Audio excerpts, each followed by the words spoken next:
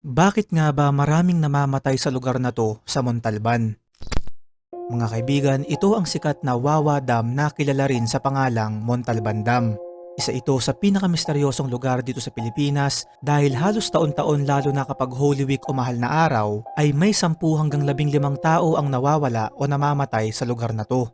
Ito ay nabuo noong panahon ng mga Amerikano taong 1909 na naging tangi at nag-iisang water supply ng buong Metro Manila hanggang sa unti-unti na itong napabayaan. May mga nagsasabi na marami daw ang nagpaparamdam sa lugar na to na maaaring ang dahilan ay ang naganap na digmaan dito noong World War II, ang Battle of Wawa Dam na kumitil sa buhay ng humigit kumulang 300 Pilipino at Amerikano at halos 7,000 sundalong Hapon. May kwento rin ang mga lokal dito na may isang engkanto raw ang naninirahan dun sa lugar na siyang responsable sa pagkawala ng mga taong to simula noong 2007.